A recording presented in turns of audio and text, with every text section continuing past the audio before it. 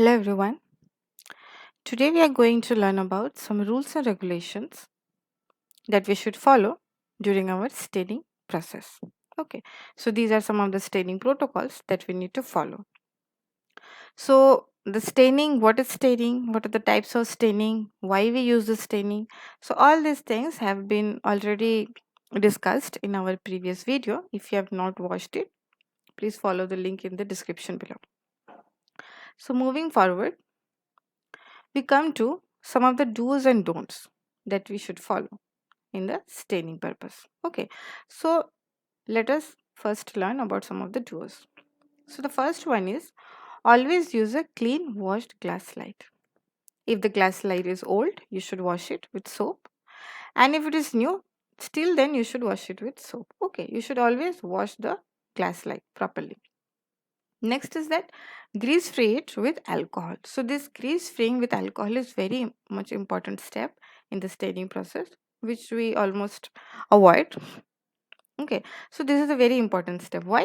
Because when you clean it with the soap, when you clean the glass slide with the soap, after drying, you will see there is some of the pore like structures you will see on the slide. Okay, what it does, it will when you make the smear on this type of slide, it will break the slide in between. Okay, so it is better to grease free it with alcohol so that when you make the smear, it will form in a continuous manner. Right? It will not break in between. So therefore, grease free with alcohol is very much important. Our next do is we should heat the use cautiously.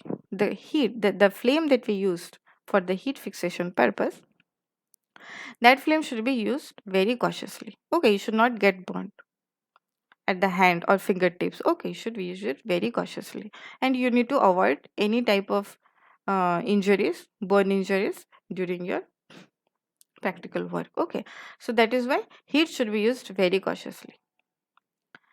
Next is always make the smear properly using the lube. Okay, mostly the smear is made in oval shaped manner like this. Mostly we do like this. The smear, the bacterial smear is made at the center of the slide.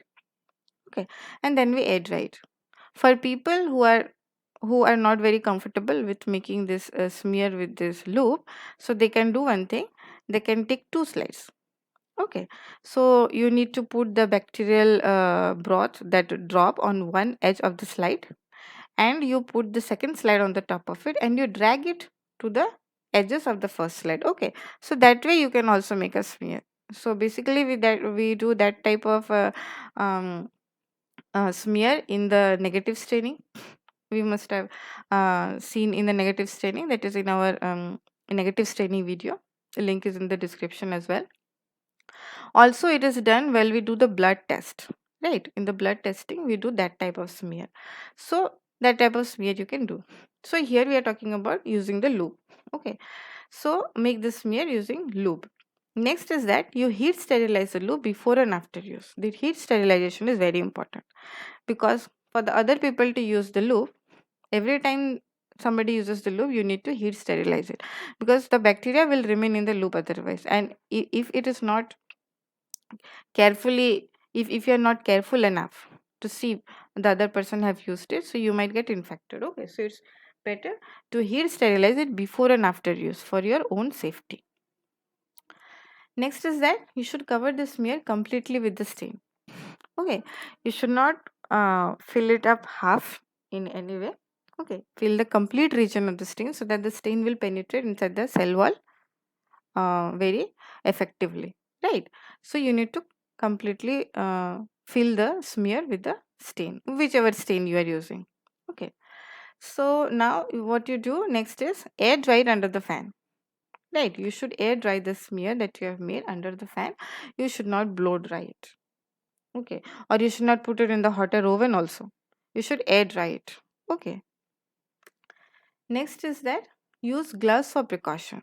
Now this gloves usage is very important step. Why? Because if you are not confident enough to use the staining, if you're the first beginner, okay, you're beginner in the microbiology practical classes, so you should use the gloves because you might spill the stains on your hands and clothes. Okay, so better to use the gloves. And our last one is After observation, you should always clean the slide and sanitize the microscope area of the slide.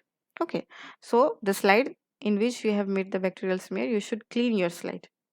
Clean your slide and keep it properly. And you should also clean the area of the microscope where you put the slide with 70% alcohol also. Okay, so these are some of the precautions, some of the do's that we need to follow while we start our staining process. Okay, now coming to the don'ts that we should follow during the staining method. And the first don't is, do not make smear on the non-grease slide. Okay, why? Because it will disorient the smear. Okay, like I said, it will break the smear in between. So better to use the grease free slide. Next is that, do not pour the stain or dye on your finger. Okay, if you are not cautious enough, you might spill the stain on your finger or the hand, which makes it very difficult to wash with stain. So it's better to use the gloves, because the stain that we used for this microbiology purposes, they are very effective and very strong. They penetrate inside the skin very easily, and they are very difficult to wash also. So it's better to use the gloves. Okay, so proper cautious and proper attention is required while we are doing this staining process. Next is that, you should not blow dry your slide using mouth. Okay, why? This will contaminate your slide. You should not do this, right? This will contaminate your slide. Next is, do not wash the slide with tap water.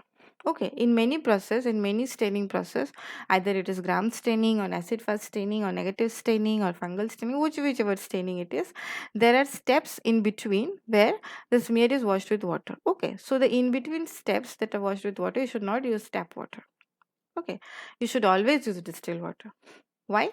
Because the tap water, it might contain several types of ions, right? Ions, salts, iron molecules. Okay, so all these things might interfere with your smear, and you might not get a very good visualization of your smear when you observe it under the microscope. So it's better to use the distilled water instead of the tap water. Okay, and do not keep your used slide casually. After you have used it, you should not put it here and there in open. Okay, right, in the open environment, do not put it in open. You should always clean your slide, as it is very unhygienic, because the people who will use it, they might not know that they have already put the bacteria. So you should not keep the bacteria open, right? You should wash it or just sanitize it. Wash it after use. Okay, so always wash it before putting it away. Okay, so these are some of the do's and don'ts that we need to follow in our staining process. In whichever staining, all these protocols are followed everywhere. They should be followed everywhere, right? So hope you like this video.